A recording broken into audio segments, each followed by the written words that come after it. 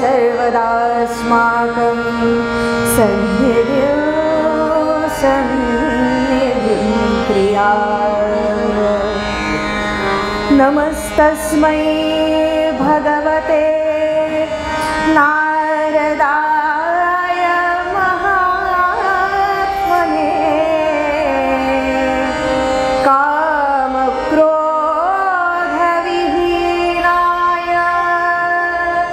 ऋषीणां प्रवराय च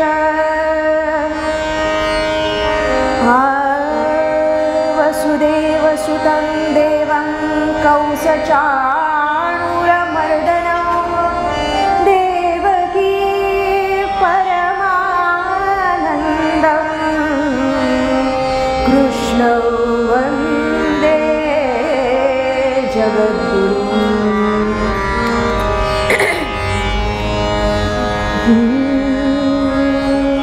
नीलाम्बुजश्यामलकोमलाङ्गं सीतासमारोपितवामभागं पाणौ महासायुकचारुचापं नमामि रामं रघुवंशनाथं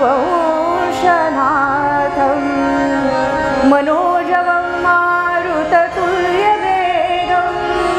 जितेन्द्रियं बुद्धिमतां वरिष्ठं वातात्मजं वानरयूथमुख्यं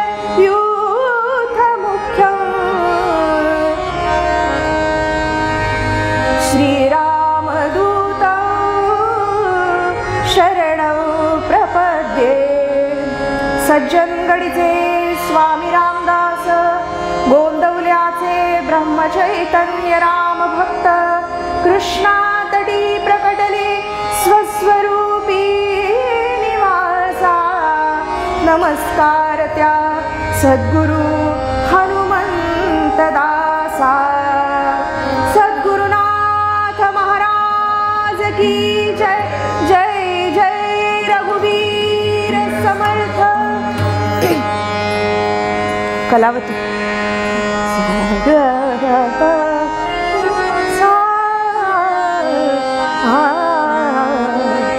हरि जय जय राम कृष्ण हरि हरि जय जय राम कृष्ण हरि हरि जय जय राम कृष्ण हरि हरि जय जय राम कृष्ण हरि।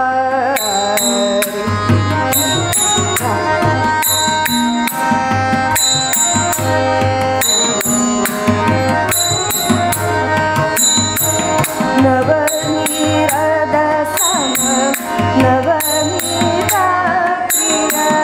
नवनीरदसम नवनीतप्रिय नवलविनोदविहारी हारी नवलविनोदविहारी कृष्ण हरि हरि जय जय राम कृष्ण हरि। वाह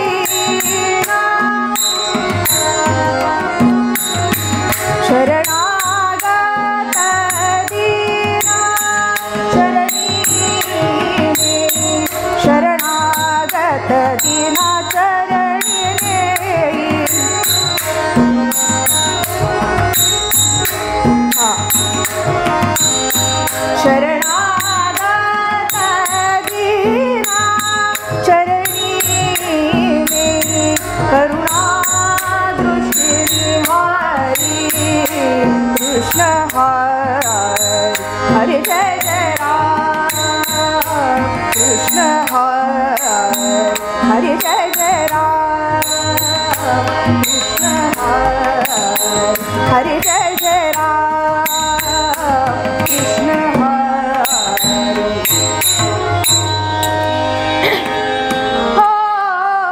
ये रे कृष्णा तिरीच्या बसणाऱ्या ये रे कृष्णा तिरीच्या बसणाऱ्या ये रे कृष्णा तिरीच्या बसणाऱ्या ये रे कृष्णा तिरीच्या बसणाऱ्या ये औदुंबरी बसणाऱ्या ये औदुंबरी बसणाऱ्या ये रे कृष्णा तिरीच्या बसणाऱ्या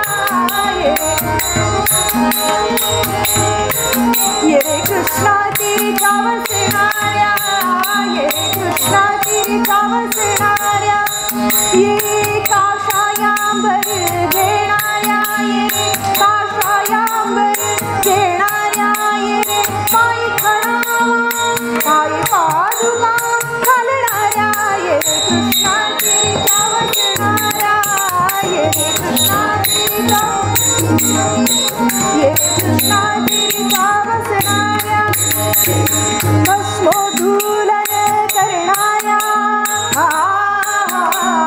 भस्मोद्धूलन करणाऱ्या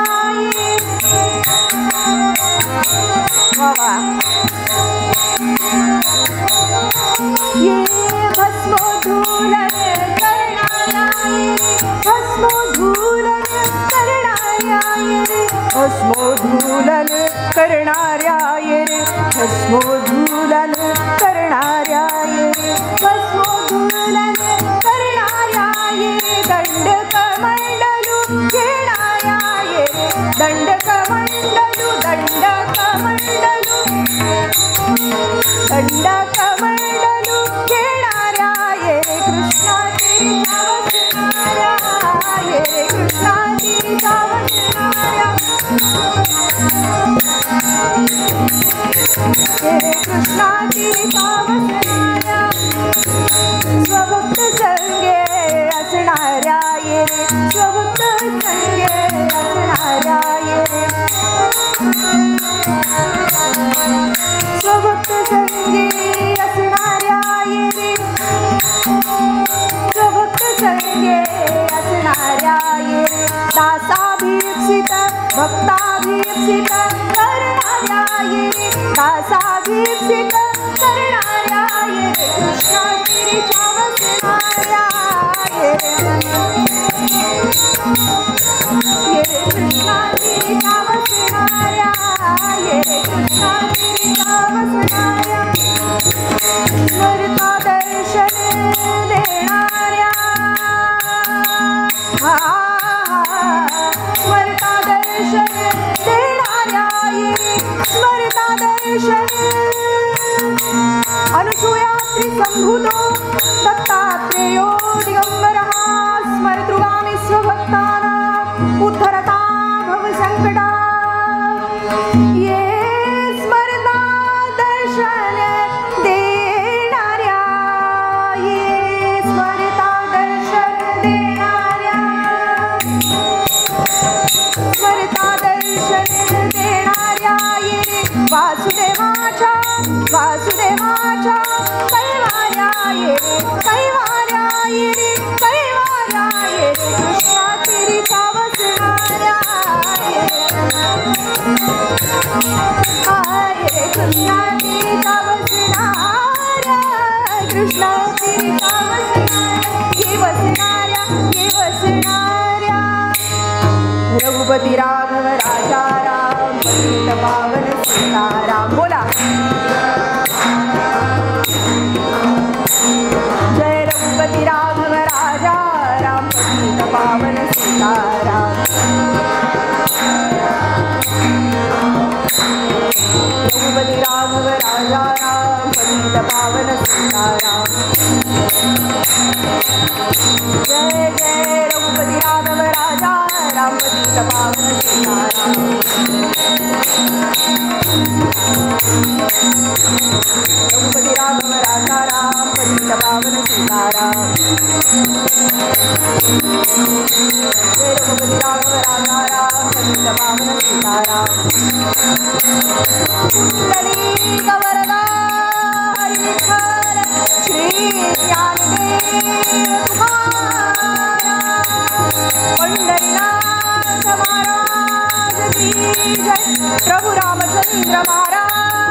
की जय, महारुद्र हनुमान की जय, सद्गुरुनाथ महाराज की जय, जय जय रघुवीर समर्थ मंगलमूर्ती मोरया।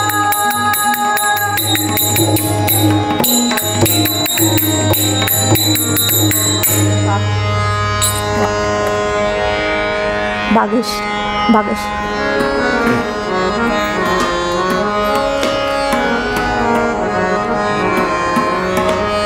सुरुवातीलाच थोडीशी इंट्रोडक्शन प्रस्तावना की हे जे बुवा आहेत ना हे फार त्रास देणारे फार त्रास देणारे कशा अर्थानं एकतर ते कीर्तनात झोपू देत नाहीत,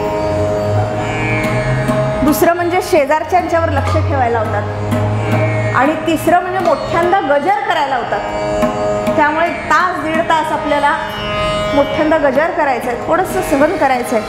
पुंडलिक वरदारी विठ्ठल श्री ज्ञानदेव पंढरीनाथ महाराज की जय, जय रघुवीर, जय जय रघुवीर, जय जय रघुवीर।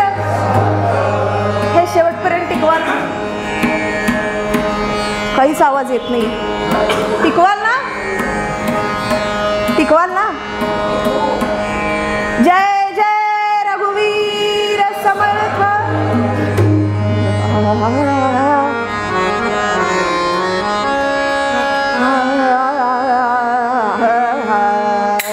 काय वानू आता संतांचे उपकार, काय वानू आता संतांचे उपकार, काय वानू आता संतांचे उपकार।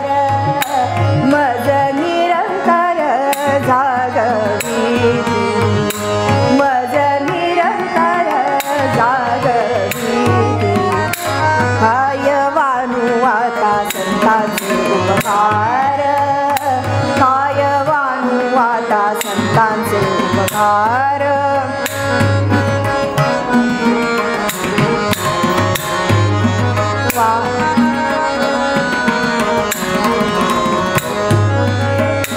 काय द्यावे त्याचे भावे उत्तराई, काय द्यावे त्याचे भावे उत्तराई।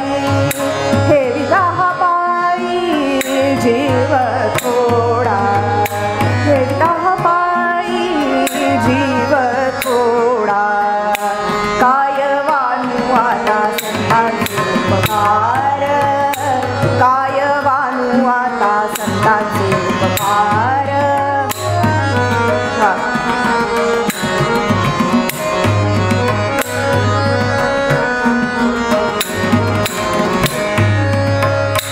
काय द्यावे त्यासी भावे उत्तराई, हे विदा पायी जीव थोडा। सहज बोलाणे हित उपदेशा, सहज बोलाणे हित उपदेशा, सहज बोलाणे।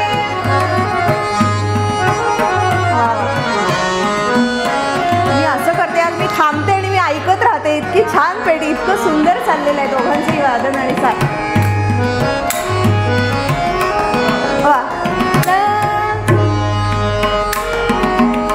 सहज बोलाणे हित उपदेशा, सहज बोलाणे हित उपदेशा, करुणी सायास शिकवी, करुणी सायास, करुणी सायास, करुणी सायास शिकवी।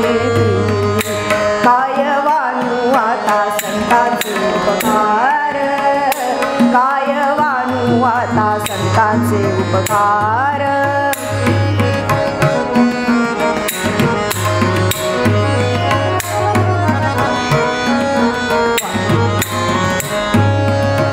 तुका म्हणे वाचा धेनुवेचे चिती,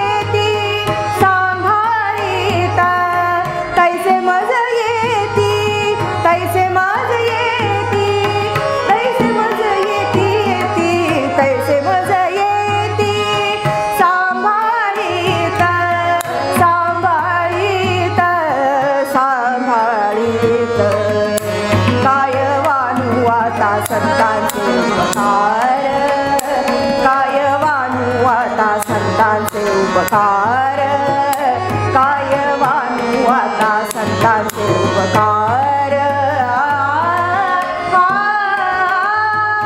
जय जय रघुवीर समर्थ, जय जय रघुवीर.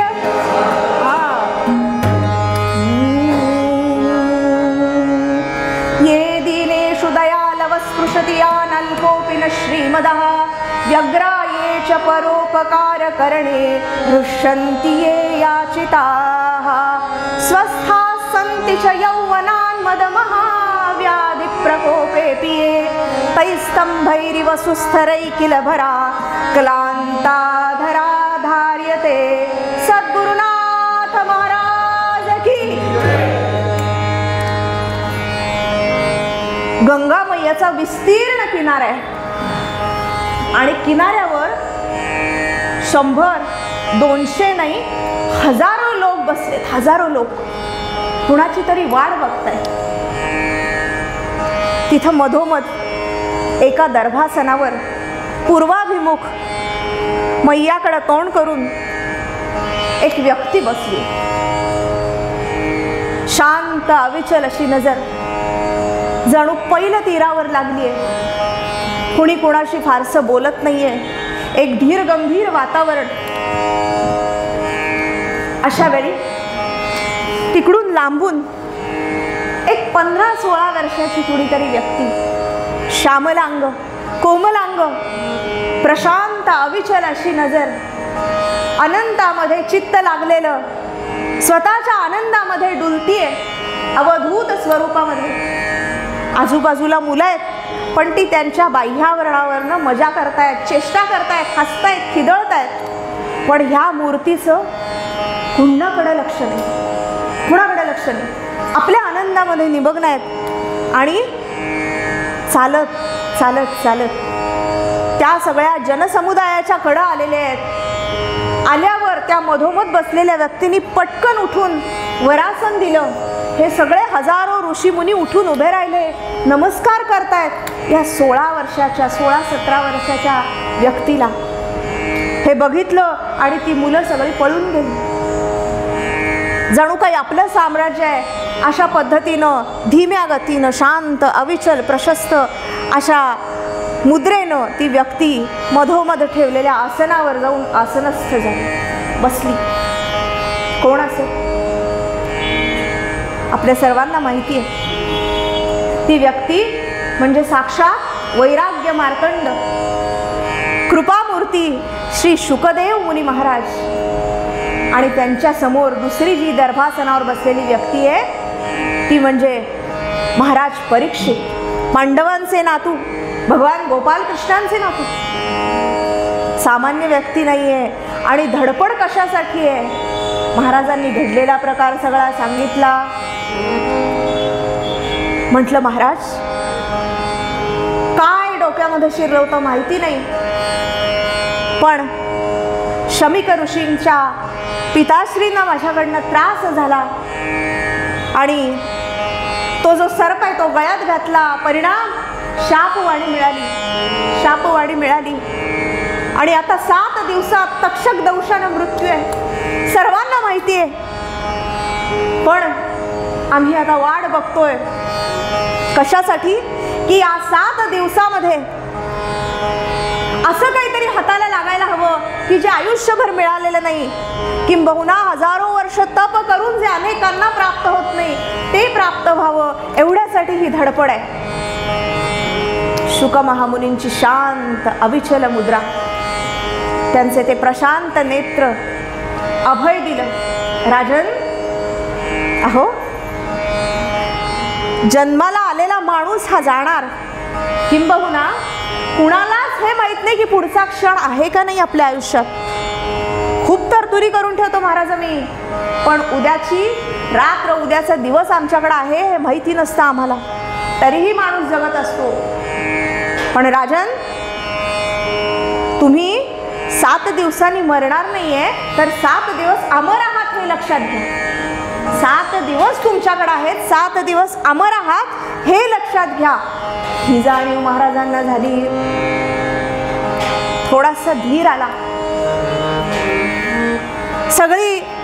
सगळ्यांची आसनस्थता झाली, सगळेजण आता कान टवकारून महाराज आता काय सांगतायत. आणि एवढ्यात आणखीन एक घटना घडली. म्हणे काय झालं, जिथं सगळीकडे काहीतरी चांगलं चाललेलं असतं आणि जिथून आपल्या आसनाला धक्का लागतो असं बघितल्यावर पोटात दुखणारी एकच व्यक्ती. कोण? इंद्रासन डळमळायला नको ही भीती ज्यांच्या पोटात असते ती अशी असं एकच जिन्नस. गमतीचा भाग सोडा, इंद्रदेव सगळ्या देवी देवतांच्या सकट तिथं आले गंगेच्या किनाऱ्यावर आणि हातामध्ये काहीतरी होतं. म्हटलं महाराज हे इथं ठेवतो. काय ऑफर आजकाल बरेच चाललेले आहेत आणि ऑफर शिवाय आम्ही कुठं फिरकत नाही. मोठी पार्टी असते, ऑफर म्हणलं की लगेच आमचे कान टवकारतात, डोळे असे विस्फारले जातात. मग ती मोबाईलवर असू दे नाहीतर कुठल्याही सेलमध्ये. हे देवी देवता काहीतरी ऑफर घेऊन आले होते. काय होती? हा अमृताचा घट आहे म्हणे, अमृताचा घट आहे. आणि महाराज परीक्षिती आता 7 दिवसांनी आपला देह ठेवणार. पेक्षा हे जे भागवत कथामृत जे आपण सांगणार आहात, हे जे ज्ञानदान आपण करणार आहात ते आम्हाला द्या आणि बदल्यात हे अमृत महाराजांना द्या, म्हणजे ते अमर होतील. गंमत बघा, स्वर्गीचे अमर इच्छिता ती देवा, मृत्युलोकी भावा जन्म आम्हा. महाराज हसले आणि परीक्षित महाराजांच्याकडे पाहिलं. परीक्षित महाराजांनी हात जोडले आणि अत्यंत विनम्रतापूर्वक सांगितलं की महाराज चांगलं आहे म्हणे, अमृत छान आहे, तुम्ही त्या मंथनातून कष्टपूर्वक बाहेर काढलेलं आहे, पण ह्या अमृतापेक्षा हे जे अमृत आहे, ज्ञानामृत आहे, तेच माझे ग्रहण करायची माझी इच्छा आहे, भलेही माझा देह जाऊ दे. यापुढं 7 दिवस महाराज परीक्षितांनी आपल्या जीवाचा कान करून अन्न पाणी सुद्धा त्यागलेलं आहे. असं 7 दिवस आणि 7 रात्री बसून त्या भागवत कथामृताचं पान केलं. परिणामी ते तरुण गेले. तक्षक दंश हा नंतर झाला लक्षात घ्या, पण या 7 दिवसात महाराज याची देही याची डोळ्यात तरुण गेलेले आहेत, आधीच तरुण गेले आहेत. कुणामुळं? जे समोर सांगत बसलेले आहेत. आता या 2 घटना एकाच वेळी घडल्या आहेत. मला सांगा, ही घटना घडायच्या आधी जो काही आत्मपदार्थ म्हणतो, जे काही आत्मज्ञान आपण ज्याला म्हणतो, किंवा जे काही ज्ञान भरून राहिलेलं आहे ज्ञानामृत, ते पृथ्वीवर नव्हतं का? विचार करण्यासारखी गोष्ट आहे की नाही? का असं अचानक झालं की अचानक सर्पदंश झाला आणि मग त्यांना ज्ञानदान करण्यासाठी अचानक प्रवृत्ती झाली आणि मग अचानकच नाही. याच्या आधी कितीतरी पुण्यात्मे तरुण गेलेले आहे, याच्या आधी कितीतरी ज्ञानी लोकांनी त्या ज्ञानाचं पान केलेलं आहे. याची देही याची डोळ्यात तरुण गेलेत, म्हणजे ते ज्ञान पृथ्वीवर होतं. 4 वेद, 6 शास्त्र, 18 पुराण लिहून झालेली होती की नाही त्यावेळी. संकलन जे काय असेल, मांडणी सगळी करून झालेली होती. किंबहुना 18वं उपनिषद झालं, तेच तर अमृत या शुक महामुनींच्याकडे होतं. मग का बरं ह्यांची सगळी आटापिटी चाललेली आहे? का ह्या परीक्षित महाराजांना शुक महाराजांच्याकडनंच ऐकायचं आहे? आहे की नाही प्रश्न? ह्याचं उत्तर असं आहे, निगम कल्पतरोर गलितं फलम् शुकमुखादमृतद्रव संयुतं पिबति भागवतरसमालयं मुहुरहो रसिका भुवि भावुका. गोपाल कृष्ण भगवान की.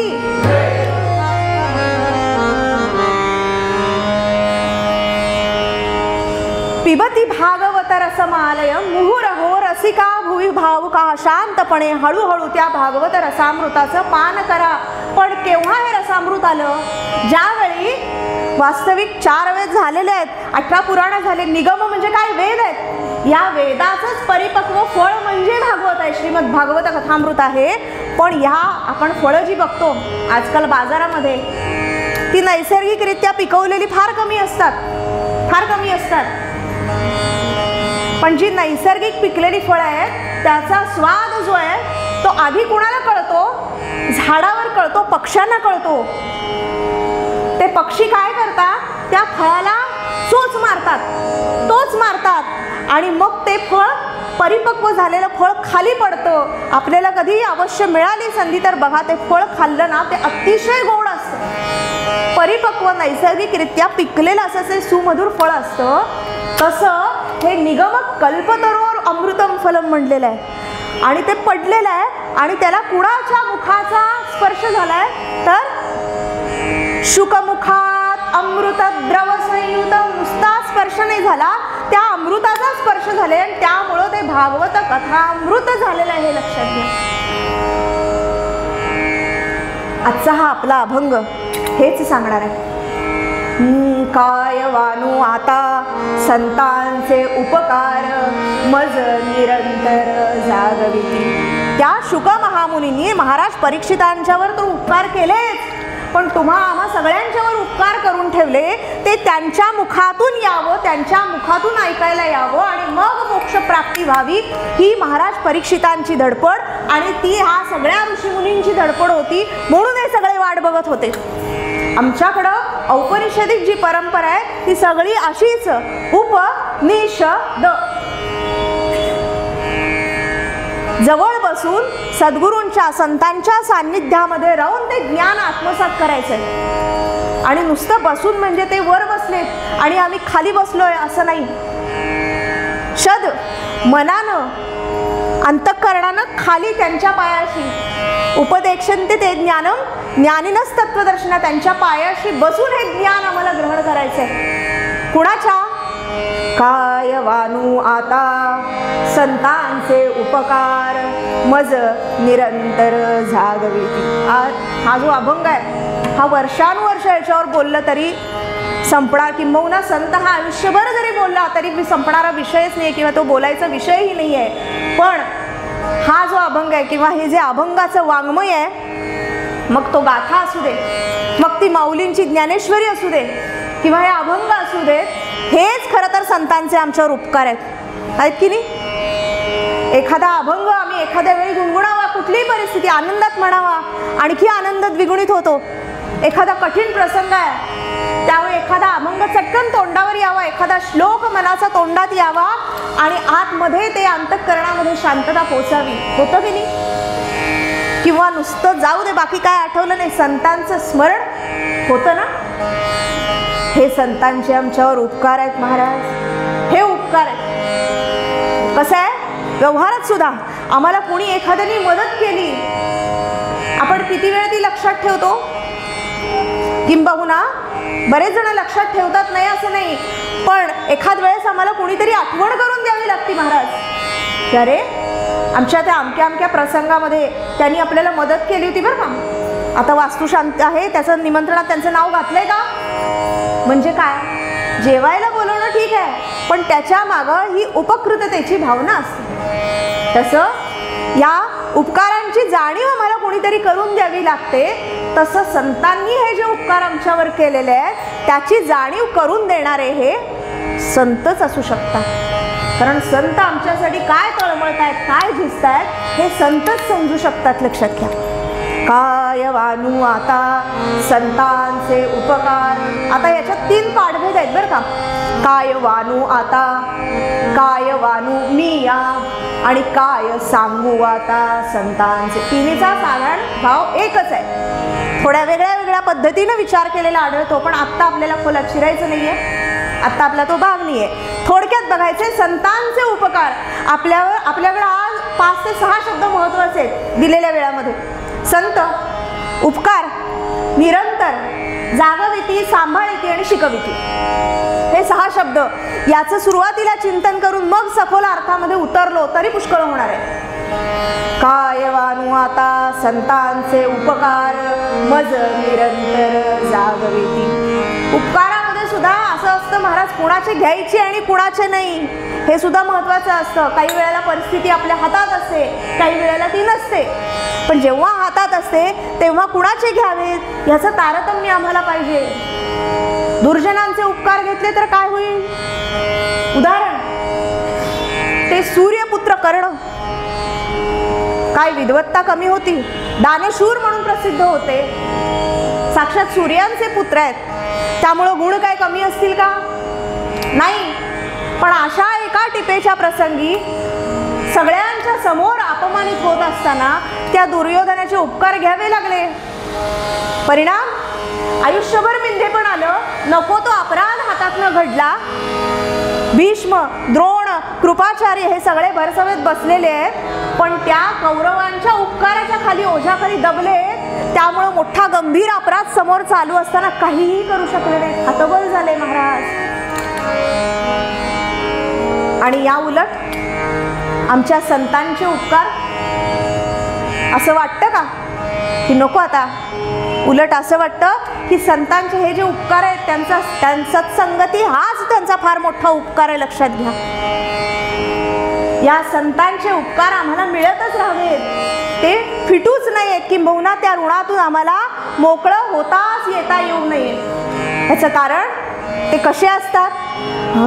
संत उदार उदार, संत उदार उदार, संत उदार उदार, भरले अनंत भांडार, संत उदार उदार.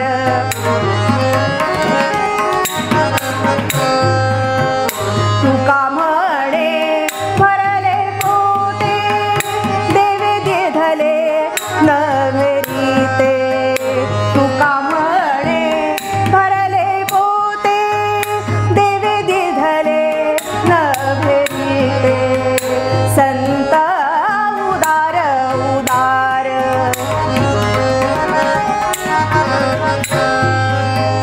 संत उदार उदार उदार उदार उदार उदार उदार आहे तो, उदारच मनानं. कधी असं वाटलं नाही.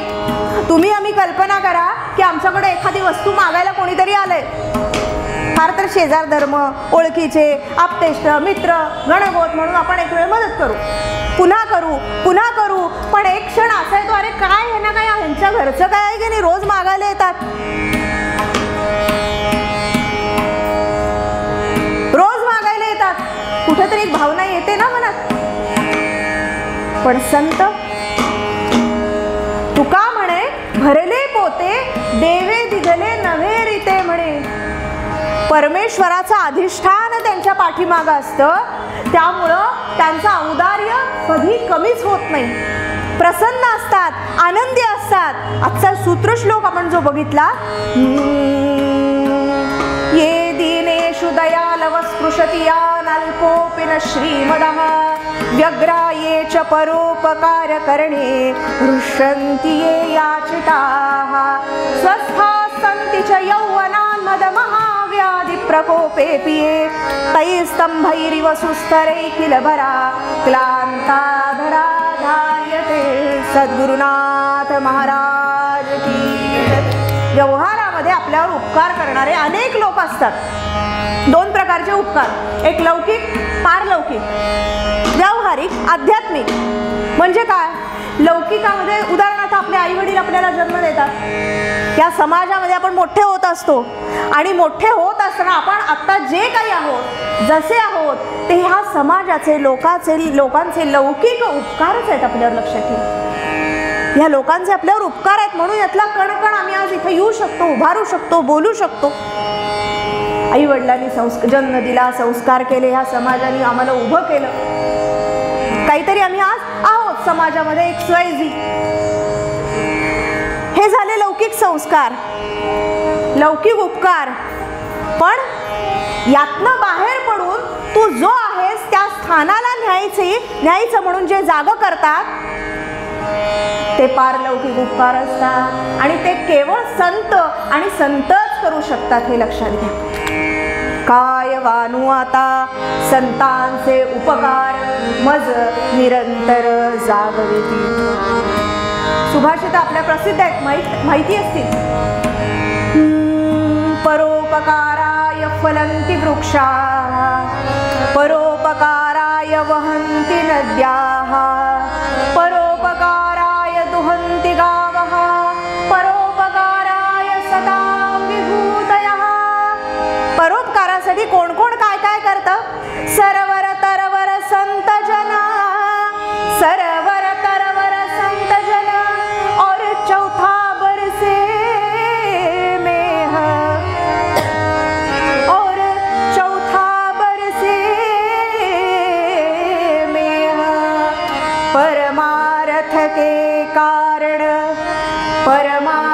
के कारण, चारो धारी देह भजो रे भैया राम गोविंद, भजो रे भैया राम गोविंद, भजो रे भैया राम गोविंद हरि, भजो रे भैया राम गोविंद हरि, भजो रे भैया राम गोविंद हरि, भजो रे भैया राम गोविंद हरि, भजो रे भैया राम गोविंद हरि। सरवर तरवर संत जन फलंती वृक्षा स्वयमेव खादंती वृक्षा, स्वयं न खादंती फलानी वृक्षाः, स्वतः खातात का फळ नाही. नद्या वाहतात. आज एवढा मोठा कुंभमेळा आपण बघतोय, गंगा मैयाला काय ती वाहतीये पोखत तिरींचे पादप. गोवंश दुग्ध पदार्थांची निर्मिती करतो, आम्ही ते खातो, ग्रहण करतो. तसं संत हे परोपकार करत असतात, किंबहुना ह्या सगळ्या उपकार करणाऱ्या घटकांपेक्षा सुद्धा ते श्रेष्ठ आहेत म्हणे. कसं आपण म्हणतो काय हो, आज वर्तमानपत्र उघडलं की काय बातम्या, डोकं भणभणतं नुसतं, डोक्याला ताप होतो का, सगळं सगळं काय नकारात्मकच असतं. कुठंतरी एखाद्या कोपऱ्यात चांगलं काहीतरी झालेलं. आज एवढा तो कुंभमेळा चाललाय, पण इव्हळणारे लोक पण तितकेच आहेत. हो काय होती गर्दी, काय होते असं, काय होत. अरे त्यापेक्षा एवढा मोठा तो मेळा कुठेही कुठले आज जगामध्ये अशी घटना झालेली नाही, अशी भूतो न भविष्यती असा हा कुंभमेळा 144 वर्षांनी आलेला आहे. त्यातलं चांगलं बघाल का उणीवा काढाल, पण ती जी मैया बसलेली आहे तिला कशाचं काही नाही, ती वाहतीये. तिच्यामध्ये अनेक लोक डुबकी लगावतायत, आनंद प्राप्त करतायत, समाधानी होत आहेत, पुण्यप्राप्ती होतीये. हे सगळं चाललेलं आहे. पण ह्या गंगा मैयाला पृथ्वी तलावर आणलं कुणी? दक्षिण गंगा म्हणून जी गोदावरी माता आहे तिला या नाशिक क्षेत्रामध्ये आणलं कुणी? कुशावर्तात आणलं कुणी? ती कुणाच्या तरी मांडी खालून आली आहे म्हणून ती जान्हवी, कुणीतरी तिला प्रयत्नपूर्वक आणले म्हणून ती गौतमी. अंगिरा ऋषींनी तप केलं म्हणून त्या सूर्यदेवांना आत्मभान झालं म्हणे तेज रूपाचं. म्हणजे ही जी पंचमहाभूत आमच्यावर उपकार करतायत त्यांच्यावर सुद्धा उपकार करणारा कुणीतरी आहे, आणि ते म्हणजे आमचे संत जन आहेत. आणि म्हणून जेव्हा आपण म्हणतो की एवढी सगळी पापं चाललेली आहेत, पण कुठंतरी आमच्या मनात विचार येतो हे सगळं चाललंय, पण दुसऱ्या टोकाला तिथं कुणीतरी सज्जन आहेत की ज्यांच्यामुळे ही पृथ्वी आपलं समतोल धारण करू नये. घरातला जसा आधारस्तंभ असतो की त्या खांबावर सगळं घर उभं असतंय का, ज्याला आपण आजकालच्या भाषेत पिलर म्हणतो, त्याचा आधार असतो म्हणून ते घर कुठंतरी ठामपणे उभं असतो, त्याला आधार असतो. तसं सुभाषितकार सांगतात की हे जे लोकांच्यावर परोपकार करणारे आहेत, लोकांच्या बद्दल ज्यांच्या मनामध्ये कणव आहे, दया आहे, करुणा आहे, आणि हे जे उपकार करत असतात यौवनाच्या मदानं क्षणभरही विस्कळीत होत नाहीत, गर्व ताठा अभिमान ज्यांच्यात येत नाही, असे अपार करुणेने भरलेले सागर, करुणेचे सागर, प्रेममय दयामूर्ती असे हे आमचे संत उपकार करतात.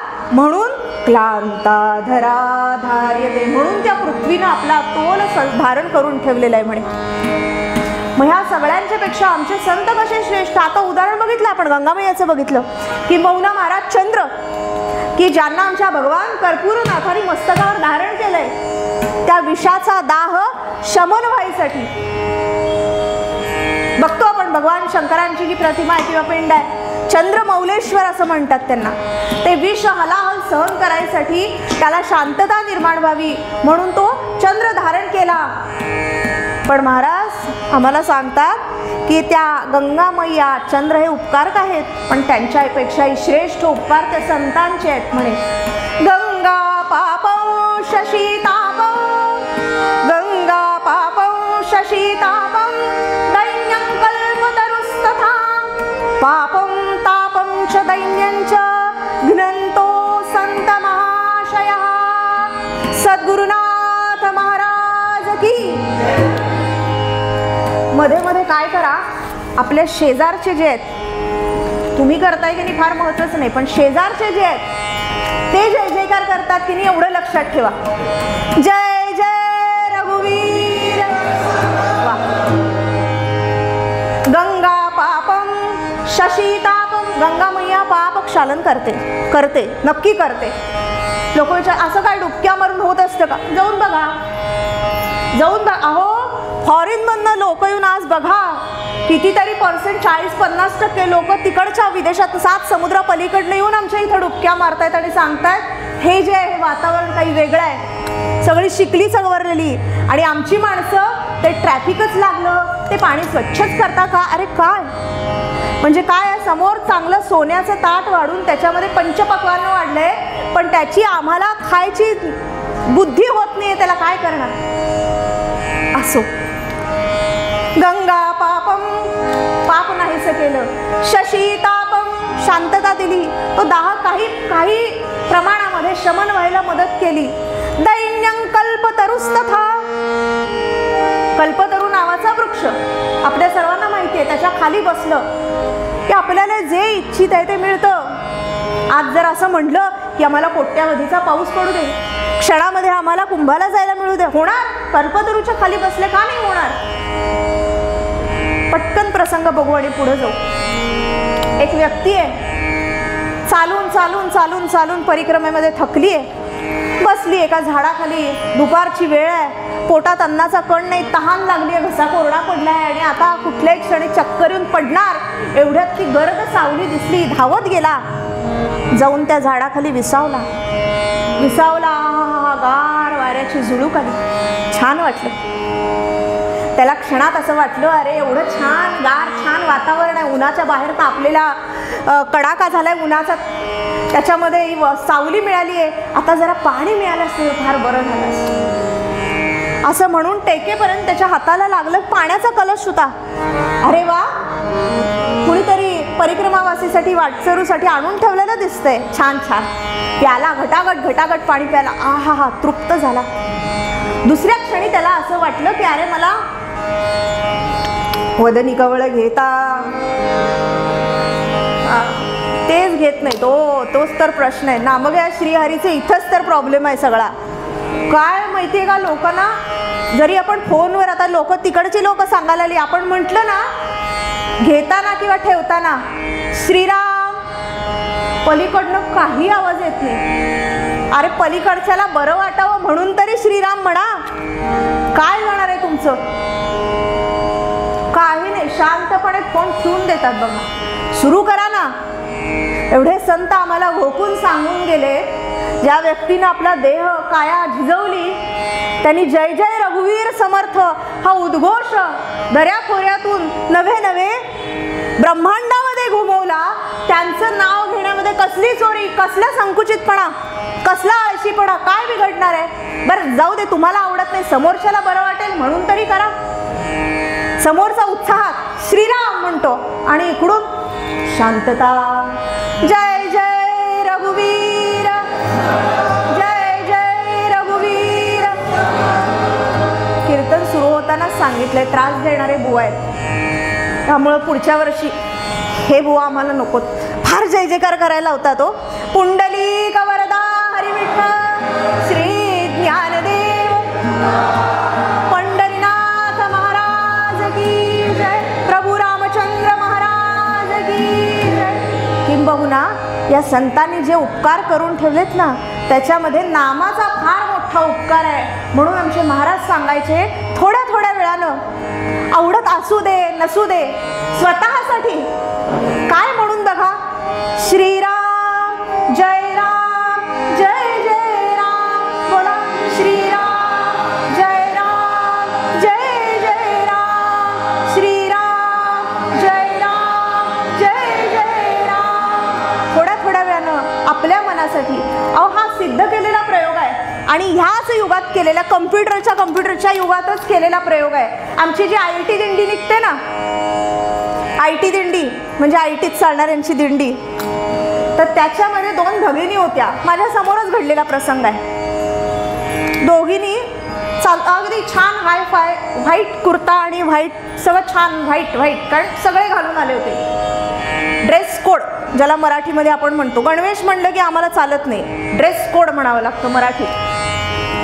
छान आल्या होत्या आणि थोडं त्या खडकीपर्यंत आल्या आणि त्या माऊलींची जी काय ताकद खाली गेली, त्यांना एक पाऊल चालता येईना. घडलेली घटना आहे, माझ्या समोर घडलेली घटना आहे. चालता येईना. आम्ही आमच्या बरोबरची जी काही होती मंडळी, त्यांनी काही पाणी दिलं, त्यांना थोडं काही खाऊ दिलं, बिस्किट वगैरे जे काय असेल आपल्याकडं थोडी एनर्जी येण्यासाठी. आणि आम्ही थोडं थोडं करत पुढं चालत राहिलो आणि साधारण डेक्कनचा स्टॉप आला की जिथं पुन्हा एकदा सगळ्या IT वाल्यांनी एकत्र यायचं ठरलेलं होतं. काही शेवटच्या सूचना, पुन्हा पुढच्या वर्षी काय किंवा आपले काही जे काही अभिप्राय असतील देणं, तेवढ्यासाठी एकत्र जमलो. आम्हाला वाटलं आता आम्ही भेटलेलो तिथं 12च्या दरम्यान, ह्या यायला बहुतेक 7 वाजलं ह्यांच्या गतीनं. आम्ही यायच्या आधी त्या पुढं पोचलेल्या होत्या. मला कुतूहल वाटलं, मी जाऊन विचारलं त्यांना, म्हटलं काय तुम्ही गाडी, कारण गाडी शक्यच नाही, वारीचं वातावरण आपल्याला माहिती आहे. त्या भागामध्ये 2 व्हीलर सुद्धा आपल्याला, दुचाकी सुद्धा आणता येत नाही, कारण इतकी गर्दी असते, प्रचंड जनसमुदाय असतो आणि माऊली माऊली माऊली माऊली हाच आनंद सागर असतो. म्हटलं तुम्ही आलात कशा? म्हणलं अशाच. अरे अशाच म्हणजे कशा? तिथं तर असं वाटलं होतं की हा एक पाऊल पुढं टाकणार नाहीत. त्या दोघी हसल्या आणि त्यांनी काय सांगावं की म्हणे आम्ही जे आत्तापर्यंत विचार करत होतो की नामानं काय होणार, तर त्याच नामानं आम्हाला इथंपर्यंत आणलं. म्हणजे एकीनं ज्ञानबा तुकाराम म्हणावं, दुसरीनं ज्ञानबा तुकाराम म्हणावं. ज्ञानबा तुकाराम, ज्ञानबा तुकाराम, ज्ञानबा तुकाराम, ज्ञानबा तुकाराम असं करता करता करता डेक्कन कधी आला आम्हाला कळलंच नाही. म्हणे हा नामाचा प्रभाव आहे, हे करून बघा. हे दुसऱ्यासाठी करायचं नाहीये. तो फोन ठेवताना श्रीराम असं म्हटलं तर आपल्या अंतःकरणाला ती शांतता मिळणार आहे, एनर्जी मिळणार आहे, ही स्वतःसाठी आहे. दुसऱ्यासाठी परमार्थ ही गोष्ट करायचीच, किंबहुना कुठलीच गोष्ट अशी करायची नाहीये उपकार सोडले तर.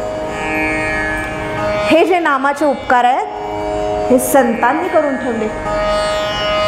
काय वानू आता संतांचे उपकार, काय करतात?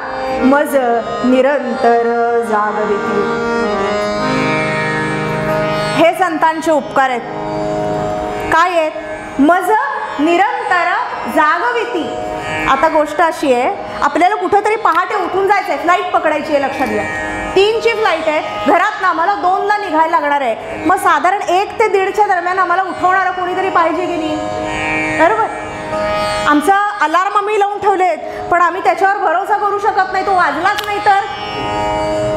मग घरात कोणीतरी असतं, ज्येष्ठ असतं किंवा ज्यांना उठायची सवय असते, त्यांना आम्ही काय सांगतो, माझी फ्लाईट आहे बरं का, मला बरोबर 1 ते 1:30च्या दरम्यान उठवा, जागं करा.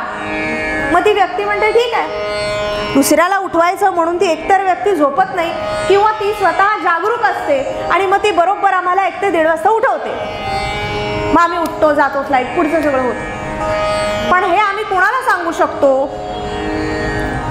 जो जागा आहे किंवा जो जागा होऊ शकतो त्याला आम्ही सांगू शकतो ना. तसं मला जर निरंतर जागवायचं असेल तर हे कुणाला सांगायला लागेल की जो अखंड जागा आहे. आणि जागा कशासाठी? मग आम्ही काय झोपलोय का महाराज?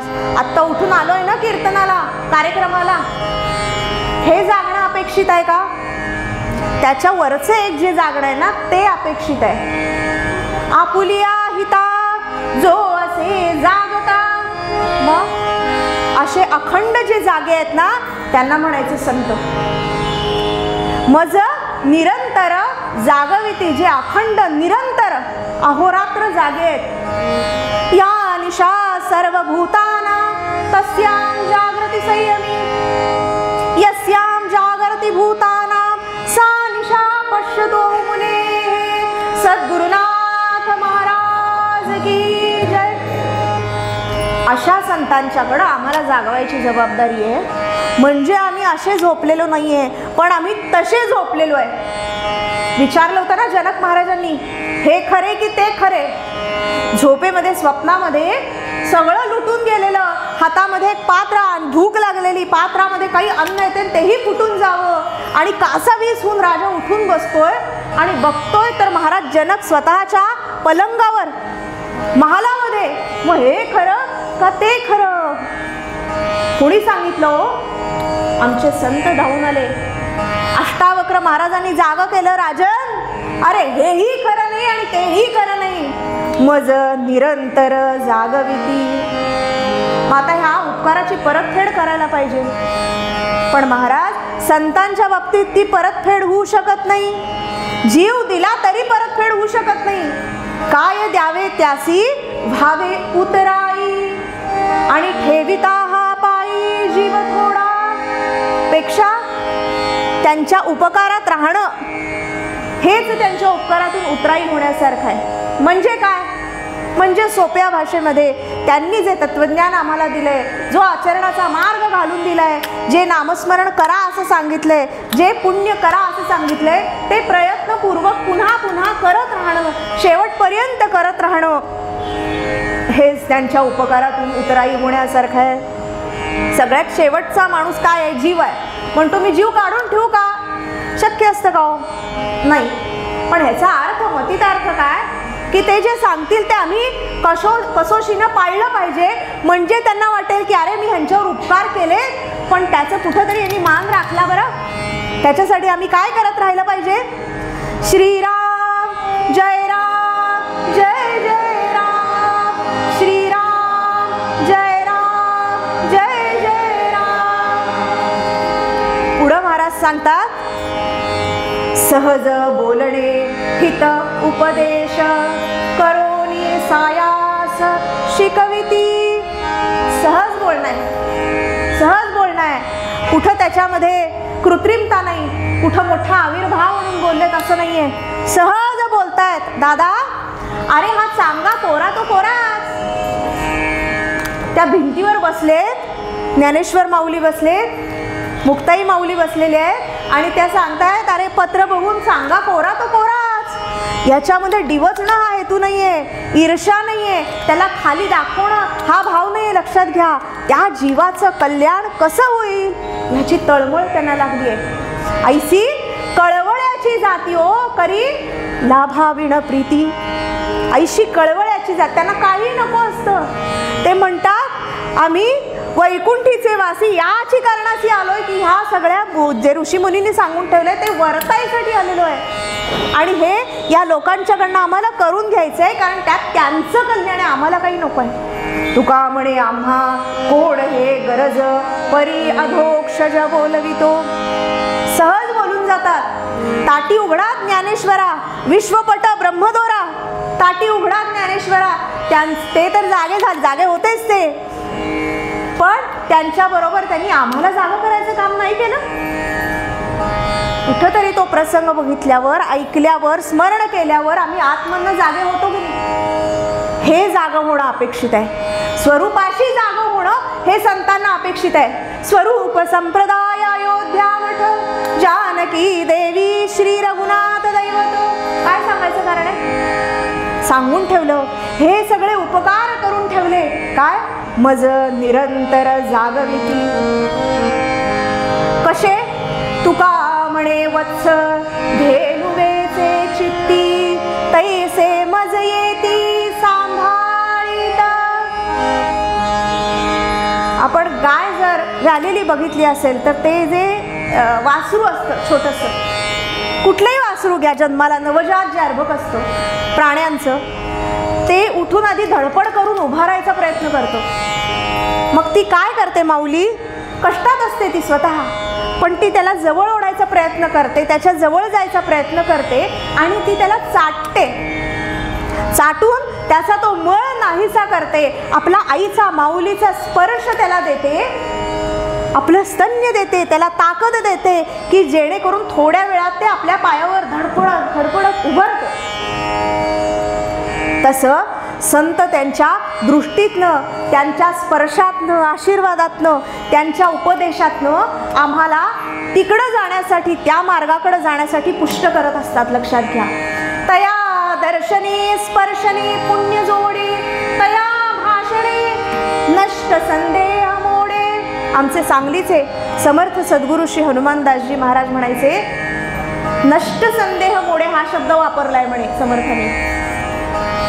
संदेह हा नेहमी नष्टच असतो आणि तो मोडायचा आहे, ह्याच्यासाठी संत उपकार करतात, ह्याच्यासाठी संत उपकार करतात. म्हणून मूळ पद्याच्या अभंगामध्ये तुकोबाराय आम्हाला सांगतात, बिहा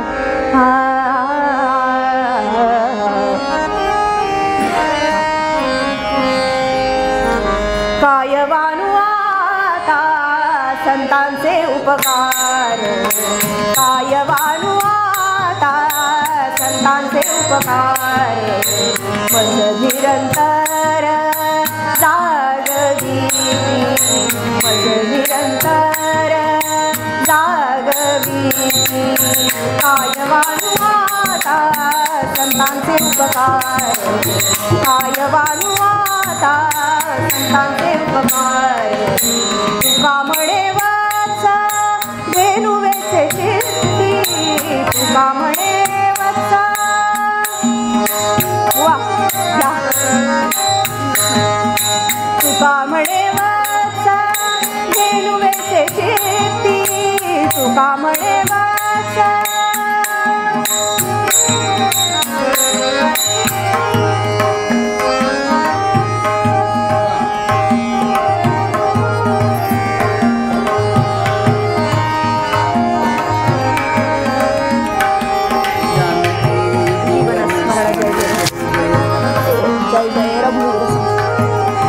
तुका म्हणे वाचा धेनुवेचे शेती, तुका म्हणे वाचा धेनुवेचे शेती. कैसे मज येती सांभाळीत सांभाळीत. काय वानू आता संतांचे उपकार, काय वानू आता संतांचे उपकार, काय वानू आता संतांचे उपकार, संतांचे उपकार, संतांचे उपकार. रघुपती राघव राजा राम पतित पावन सीताराम. बोला जय रघुपती राघव राजा राम पतित पावन सीताराम. जय रघुपती राघव राजा राम पतित पावन सीताराम. कुंडलिक वरदा हरी विठ्ठल श्री ज्ञानदेव तुकाराम. पंढरीनाथ महाराज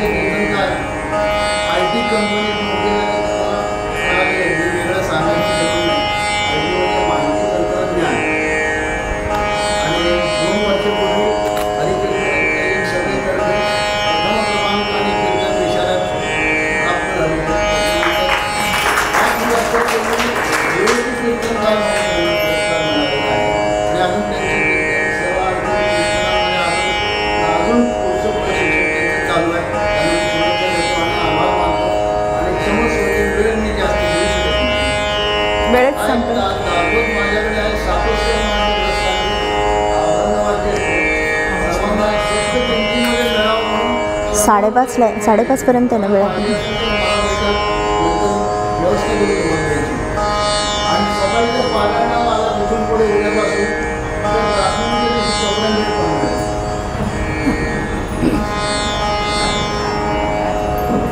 जय जय रघुवीर समर्थ. झालं, आवरलं का? निघायचं का? चला 5:30ला. हां बरोबर, 5:30ला जायचं आहे. पण आवरून तयारी तर करायला पाहिजे. गडावर पोचायचं आहे, समर्थांच्या गडावर पोचायचं आहे. दासनवमीचा उत्सव नाही का जवळ आला.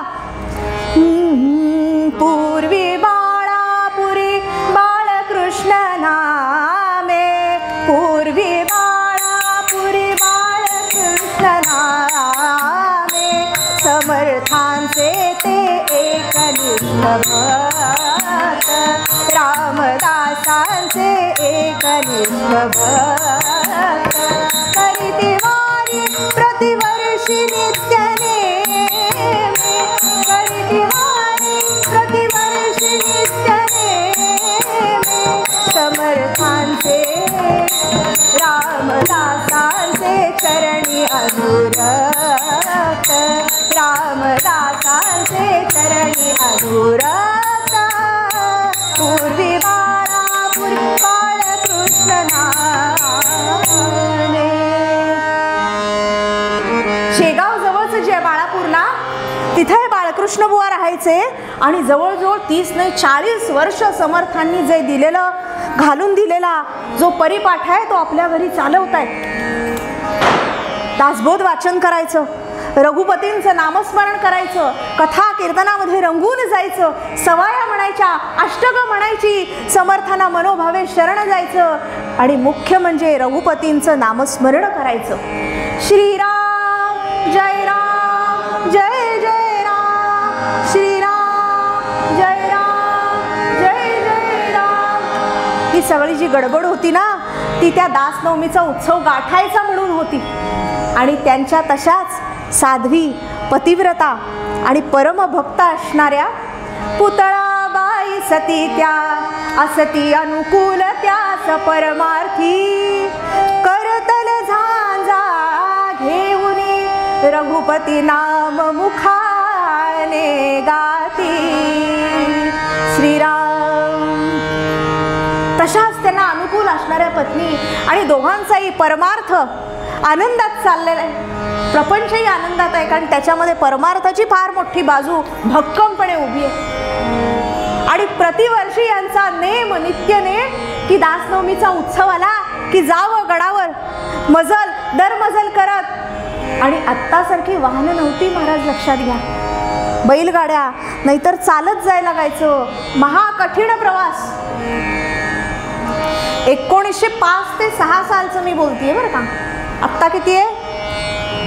2025. आणि हे 1906 सालचं. कुठलं काय, गाड्या जे मिळेल ते मिळाली, ट्रेन मिळाली, नाहीतर चालत बैलगाड्या जसं मिळेल होती, सोयी होती ट्रेनची. पण आत्तासारखं नाही, ऑनलाईन बुकिंग वगैरे असलं काही नव्हतं. चालत नाम घेत दिंडी वारी आनंदानं उत्साहानं असं कित्येक वर्ष बाळाबुवांचं चाललेलं होतं, बाळकृष्ण बुवांचं.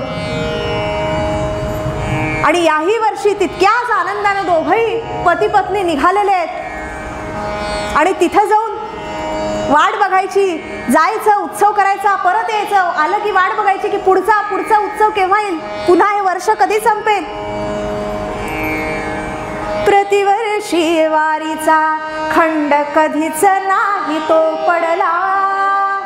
आणि माघ मासातील पावन, माघ मासातील पावन, नवमी उत्सव समीपकी आला.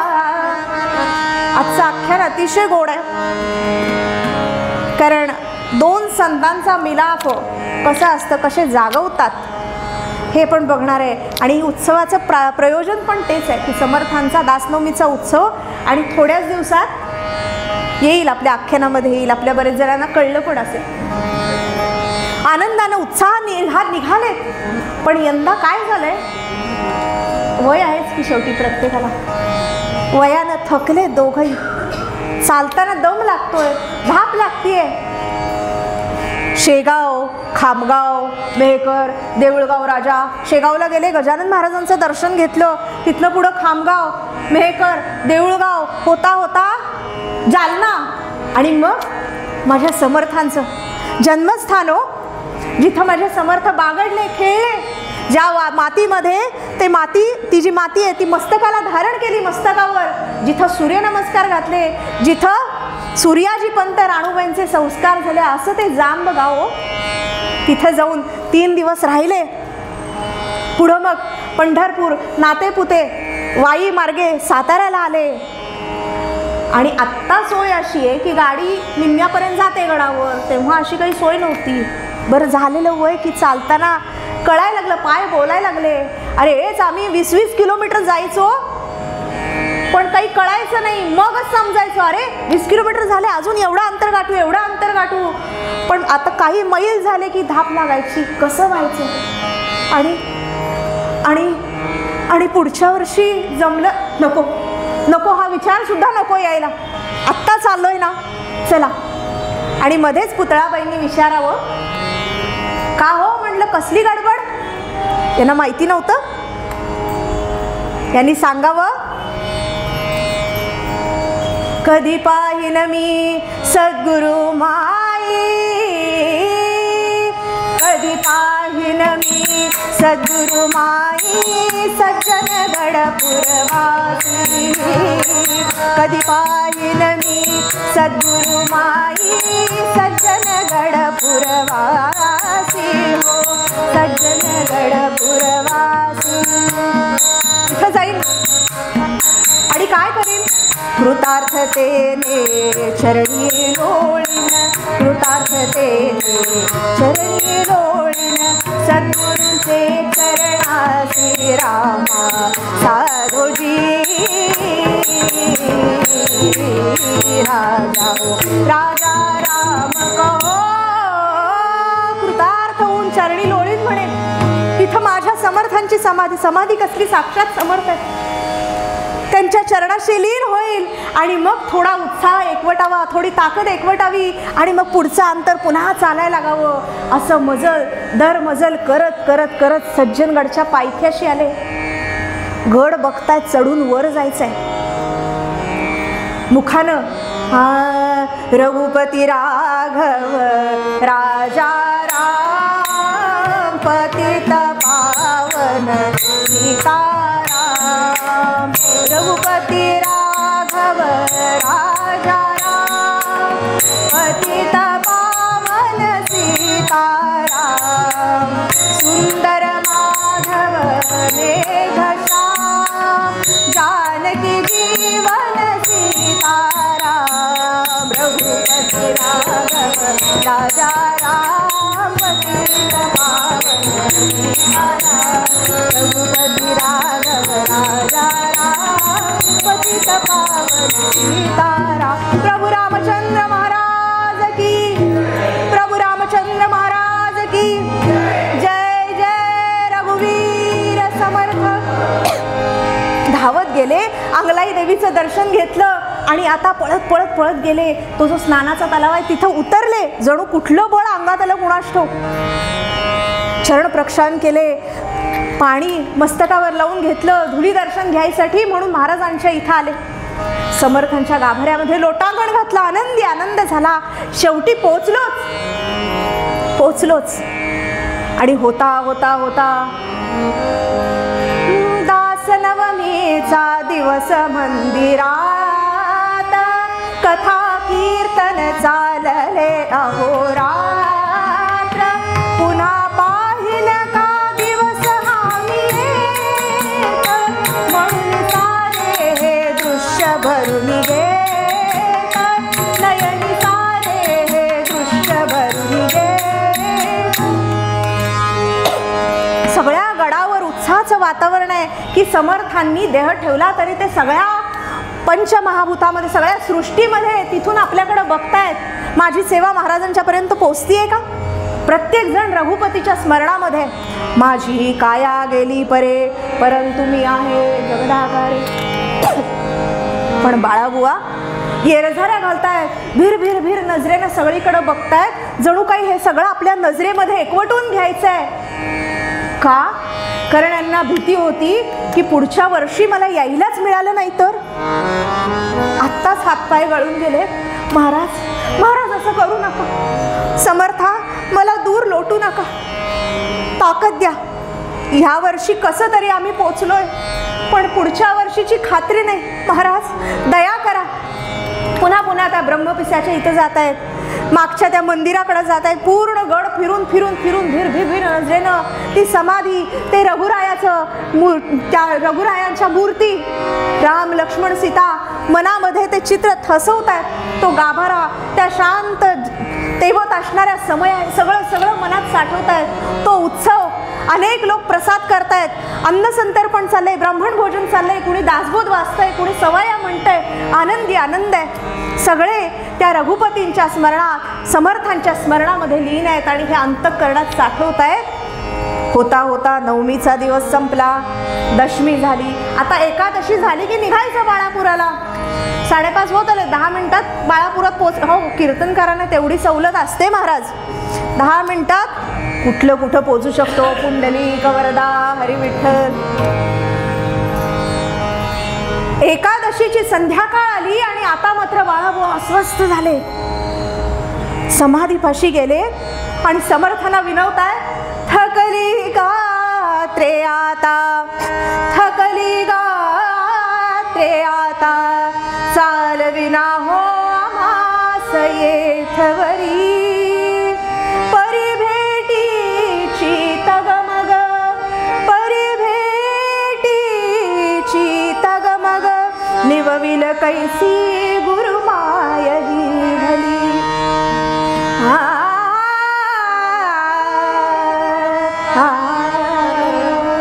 थकली गात्रे. महाराज आपल्याला परिस्थिती माहिती नाही होत, आता कसं करावं? म्हणजे आम्ही तुमच्या दर्शनाला अंतरणार, पुन्हा तुमचं दर्शन घडावं. नका नका असं करू. ढसा ढसा ढसा ढसा रडताय. आपलं सगळं मन मोकळं केलं समर्थांच्या चरणाशी. माणसाला अशी एक जागा लागते, तुम्ही कोणीही असा, सामान्य असा, मोठे असा, पंतप्रधान असा, नाहीतर आणि कोणीही असा, एक जागा माणसाला अशी लागते. आणि पुन्हा मी तेच उदाहरण देते. म्हणून आज कुंभात बघताय लोकांच्या अक्षरच्या झुंडीच्या झुंडी लागलेत तिथं. याचं कारण कुठंतरी मनामध्ये एक माणसाच्या अस्वस्थता असते, त्याला कुठंतरी एक स्थैर्य लागतं. महाराज तुम्ही आम्ही सगळेजण खरंच आपल्यावर कृपा म्हणता येईल. हे 99वं वर्ष आहे ना, माघ मास उत्सवाचं 9व्या चष्टाने लक्षात घ्या. पुढच्या वर्षी 100वं वर्ष. ही जी अखंड सेवा आहे, हे संतांचे उपकार आहेत आमच्यावर. आणि ह्याच्यामध्ये आम्हाला कुठंतरी येऊन श्रवणाचा लाभ मिळतोय, काही वाचनाचा लाभ मिळतोय, त्या निमित्तानं आम्ही पुन्हा पुन्हा अनुसंधानात राहतोय. हे संतांचे आमच्यावर उपकार आहेत. तुम्ही आम्ही भाग्यवान आहे खरंच. आज या इथं 99वं वर्ष. मला आठवत आहे मागच्या वेळी मी आले तेव्हा आमच्या हरिभक्तीपरायण वैकुंठवासी ताराबाई होत्या आणि कुणीतरी अचानक आलेलं नव्हतं. तर आदल्या दिवशी मला ताराबाईंचा फोन आला, ताराबाईंचा, की तेजस्विनी असं असं झालं, येशील का? मी म्हणलं ताराबाई, शुक्रवारची संध्याकाळ होती मला वाटते, आणि दुसऱ्या दिवशी संध्याकाळी सकाळी नाही, शुक्रवारी संध्याकाळी कीर्तन होतं आणि गुरुवारी फोन आला. अहो म्हटलं आज डिलिव्हरेबलचा दिवस आहे माझा शुक्रवारचा, कसं करावं? पण महाराजांची कृपा अशी असते की ते लवकर 4च्या दरम्यानच आधीच संपून गेलं आणि थोडंसं काहीतरी तरतूद झाली आणि त्यावेळी येता आलं, अचानक उभं केलं. पण त्या निमित्तानं मी पहिल्यांदा इथं आले आणि त्याही वेळी इतक्याच भक्तिपूर्ण. आज मला खरं तर काकांनी सांगितलं होतं की आमच्या इथं गर्दी नसते. मी म्हटलं फक्त महाराज असतात ना, ते महत्त्वाचं आहे, ते महत्त्वाचं आहे. ते आम्ही त्यांच्यासाठी येत नाही, ते आम्हाला घेऊन येत असतात. त्यांनी इथं लिहिलेलं असतं तेव्हाच आमचं श्रवण, मनन आणि निधिध्यासन होतं, हे लक्षात घ्या. ही संतांची कृपा आहे. बाळाबुवा ढसा ढसा ढसा रडतायत आणि परत जाणार द्वादशीला परत जाणार. एकादशीची मध्यरात्र झाली, ब्राह्ममुहूर्ताला आणि तुळशीचा घमघमाट सुटला. शुका सारिखे पूर्ण वैराग्य जाचे, वसिष्ठा परिज्ञान योगेश्वराचे, कवी वाल्मिका सारिखा मान्य ऐसा, नमस्कार माझा सद्गुरु रामदासा, जय जय रघुवीर समर्थ. श्रोते खरंच चांगले आहे बुवा, नाहीतर एक एक श्रोत्यांच्या पुढं म्हणजे लोटांगण घातलं तरी इथनं आवाज शांतपणे ते अतिशय त्यांच्या भोवती एक असं वलय असतं, तेजो वलय, की जे हलतच नाही. तुम्ही डोकं फोड करा, काही करा, पण हे जे श्रोते आहेत ना, खरंच तुम्ही श्रोते जगदीश मूर्तीने आपल्या सर्वांच्या चरणाशी लीन होते. जय जय रघुवीर समर्थ. आपण वळून एकमेकांना, जे कोणी जवळ बसलेत, समर्थ मूर्ती म्हणून आपण नमस्कार करूया सर्वांना. तुम्ही जिथे बसलाय तिथून करा, मी इथून करते, आपल्या सर्वांना करते. हीच जी जाणीव आहे ना, हे संत करून देतात, हे त्यांचे उपकार आहेत. साक्षात समर्थांची मूर्ती प्रकट झाली आणि सांगितलं, बाळा अरे चिंता कशाला करतो, पुढच्या वर्षी येऊ नको, मी स्वतः येतो, मीच तुझ्या इथे येतो. तुझी भक्ती फळली, आता गडावर यायची काही गरज नाही. बाळाबुवांना कोण आनंद झाला आणि त्या आनंदात जे वाहन मिळेल, जसं जमेल तसं झपझप झपझप बाळापुरात आले. 1 वर्ष कसं लोटलं कळलं नाही. माझ्या समर्थांनी सांगितलं येणार, नवमीच्या दिवशी येणार, बरं गावात सांगत सुटले. आणि ह्या वर्षी बाळापुरामध्ये मोठा दासनवमीचा उत्सव आयोजन केलं. सगळ्यांनी, अख्खं बाळापूर सामील झालं. सगळे म्हणतात आता बाळकृष्ण बुवांचं झालं वय, आताच ते म्हणतायत समर्थ येणार, समर्थ येणार. पण ती घटना महाराज 1681 सालची, 1681 सालची, आणि आता किती 1906 उजाडलं. 10 फेब्रुवारी ते 18 फेब्रुवारी 1906 मध्ये हा उत्सव झालेला आहे महाराजांचा. म्हणजे जवळजवळ 225 वर्ष गेली. आता कुठले येत आहेत समर्थ, पण आपलं कशाला दुखवा, वयस्कर आहे, जाऊ दे झालं. पण बाळाबुवा त्यांचं लक्ष सतत, नाही माझ्या समर्थांनी सांगितलंय येणार येणार, त्यांनी सांगितलंय ना, आज नाही उद्या नाही पण उत्सवात येणार. होता होता होता नवमीचा दिवस आला. दिवसभर अन्नसंतर्पण, कथा, कीर्तन, पुराण, श्रवण, मनन, निजध्यासन, रघुपती नामाचा नुसता गजर चाललेला आहे. आनंदी आनंद आहे. आणि आता नवमीचा दिवस, सकाळची वेळ आहे, तिकडं पण अभिषेक सुरू असेल. मी पण अभिषेक करतो. अत्यंत निष्ठेने येऊन बसलेत. शेजारी पुतळाबाई हात जोडून बसलेत, काय हवं काही नको. इकडं अभिषेक सुरू आहे. सहस्र शीर्षा पुरुष सहस्राक्ष सहस्रपाद. अंतःकरणापासून हाक मारतायत, महाराज तुम्ही शब्द दिलाय, अहो मला हे सगळे वेड्यात काढतायत, पण तुम्ही येणार, मला नक्की माहिती आहे, मला असं नाही फसवणार तुम्ही. सगळेजण एकमेकाकडे बघतायत, कुजबुजतायत, जाऊ दे आता काय उत्सव आहे. इकडं अभिषेक घालतायत, नेत्रातनं दुसरा अभिषेक सुरू आहे. आणि पुरुष सुक्ताचं आवर्तन संपलं. तो कलश खाली ठेवला आणि कुणीतरी धावत बाहेरनं, अहो बुवा उठा उठा. म्हणलं काय झालं, काही नाही, 5:30ला 4 मिनिटं कमीत, उठा लवकर. पुंडलिक वरदा हरी विठ्ठल. दारात महाराज आलेत. महाराज, अहो म्हणजे माझे समर्थ आलेत का? अहो तुम्ही उठा आधी, उठा. धावत त्या उपरण्याला हात पुसत ते खांद्यावर टाकलं आणि तसेच उठलेत बाळाबुवा. धावत धावत बाहेर आले आणि येऊन बघता तो अहिल्या शिळा राघवे मुक्त केली, पदी लागता दिव्य होऊन गेली, जया वर्णिता शिणली वेदवाणी, नुपेक्षी कदा रामदासाभिमानी. जय जय रघुवीर समर्थ. कोण उभे? नाही, हे नाही, समर्थ नाही. कोण उभे? म्हणू गजानन गुरु की. साक्षात शेगावचे गजानन महाराज, ते परब्रह्म मूर्तिमंत दारात येऊन उभं टाकलंय आणि मुखानं खूण देतात. संत आपल्याला खूण देतात, आपल्याला ओळखता आली पाहिजे महाराज ती. जय जय रघुवीर समर्थ गजर केला आणि म्हणताना श्लोक अहिल्या शिळा राघवे मुक्त केली असा म्हटला. बोलण्यातनं, चालण्यातनं, खुणेतनं काहीतरी जागवत असतात, ते सुचवत असतात आम्हाला. काय जागवलं? आमची ही जड पडलेली अहिल्यासारखी बुद्धी आहे ती जागी होऊ देत, ती त्यांच्या स्वरूपापर्यंत जागी होऊ देत, हा जीव कुठंतरी खडबडून जागा होऊ देत. पण बाळाबुवा अजून संभ्रमात आहेत. समर्थ पुढे आले, गजानन स्वामी पुढे आले आणि बाळाबुवांनी नमस्कार केला, कारण हे थोर संत होतेच.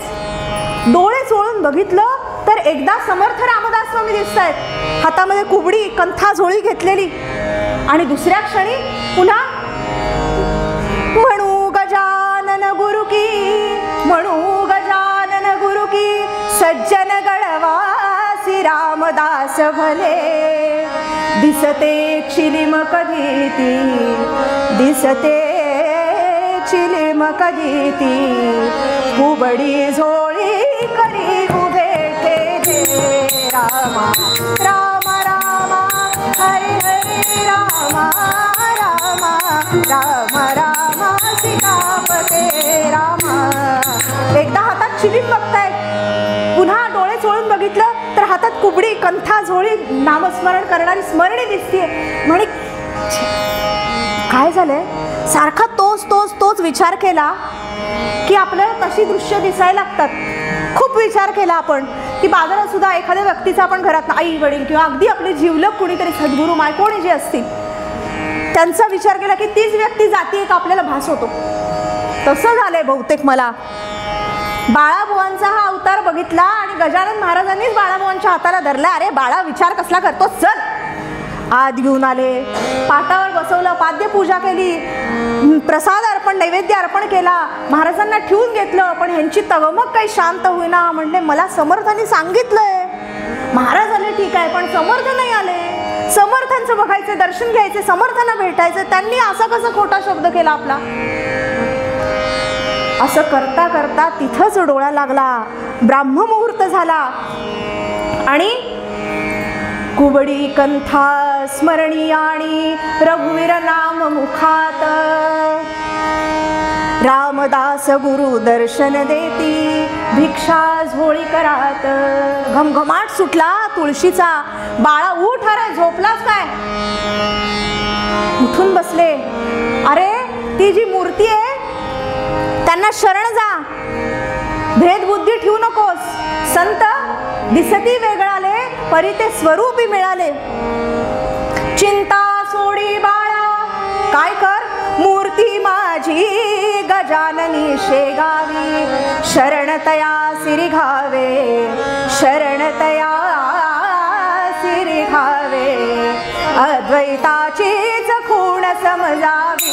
रामा राम राम हरे हरे रामा राम राम राम सीतापते रामा. जडबुद्धी आम्ही सुद्धा आकारात शोधतो. नाही, हे आमचे स्वामी समर्थ आहेत, मग आम्ही समर्थ रामदास स्वामींच्या पुढे जाताना पटकन नमस्कार करतो. कारण ती जड बुद्धी, हे द्वैताचं जे आवरण आहे ते हटलेलंच नसतं. पण ते संत स्वरूपामध्ये एकच आहेत. ती आकारात मोजायची गोष्टच नाहीये. ती एक शक्ती आहे, ती एक ऊर्जा आहे, ती एक ताकद आहे. म्हणून तर आम्ही आमचं आराध्य दैवत कुठलंही असू दे, इथनं पालखी जाताना माऊली माऊली माऊली करत जाताना आम्हाला एक आनंद मिळतो ना, एक ऊर्जा मिळते ना. ती ऊर्जा म्हणजे संतांचे उपकार आहेत, हे लक्षात घ्या. बाळाबुवांना जागं केलं, असंही जागं केलं आणि तसंही जागं केलं आणि कबूल केलं की महाराज देह पाहुनी भेद बुद्धी धालो, व्यर्थ कैसा संशयी बुडालो, तेव्हा आता क्षमा करा. तसेच धावले, पुतळाबाईंना सांगितलं आणि दोघंही सद्गुरू श्री गजानन स्वामींच्या चरणाशी लीन झाले. आणि महाराजांचं चाललेलं होतं गणगण गणात होते, गणगण गणात होते. बाळा पटली ना खूण, एवढंच विचारलं. आणि इथं गजानन महाराजांच्या श्री गजानन विजय पोथीमध्ये आलेला हा 11वा अध्याय आहे. समर्थ रामदास स्वामी वेगळे नाहीत, तेच गजानन महाराज, तेच अक्कलकोटचे स्वामी महाराज, तेच आमचे शिर्डीचे साईबाबा, तेच आमचे समर्थ सद्गुरू श्री हनुमान महाराज, हनुमानदासजी महाराज. या सगळ्या मूर्ती आहेत, लक्षात घ्या. आम्ही जेव्हा मैयाच्या परिक्रमेत असतो ना, तेव्हा परिक्रमेमध्ये असं नाही विचारत किती माणसं आली, किती जण जेवायला, असं नाही विचारत. ते काय विचारतात, कितनी मूर्ती है, शब्द फार महत्वाचे, कितनी मूर्ती है म्हणजे काय, ते तुम्हाला मैया म्हणूनच समजतात आणि त्यांचा विचारण्याचा मतितार्थ असा असतो की मैयाच्या किती मूर्ती आहेत. त्यामुळे हे स्वरूप त्यांना कळलेलं असतं. ते जागरण आमच्यात घडावं, बाळाबुवांना जसं जागं केलं तसं ते जागरण आमच्यात घडावं हीच महाराजांच्या चरणी प्रार्थना करून पुन्हा तोच चिंतनामध्ये अभंग तुकाराम महाराजांचा ही झालेली जी सेवा आहे, पुन्हा एकदा इथं आमचे नंदूबाबा कुलकर्णी पूर्ण कार्यकारी मंडळ इथं येण्याची, ह्या कार्यक्रमासाठी संधी दिली, सेवा करण्याची संधी महाराजांच्या चरणाशी दिली.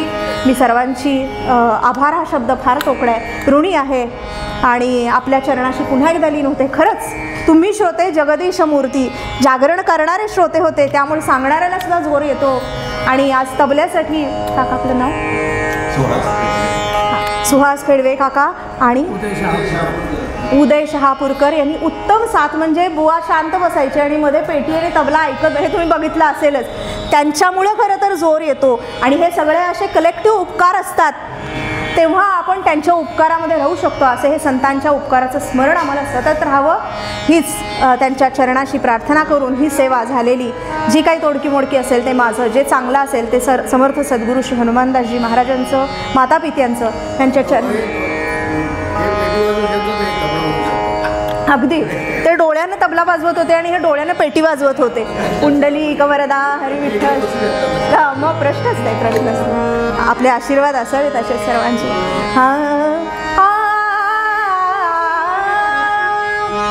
कायवानु आता संतांचे उपकार, कायवानु आता संतांचे उपकार, मज निरंतर जागविती, मज निरंतर जागविती, तुका म्हणे वत्स देऊचे चित्ती, कैसे मज येती सांभाळीत, कायवानु आता, कायवानु आता, कायवानु आता संतांचे उपकार.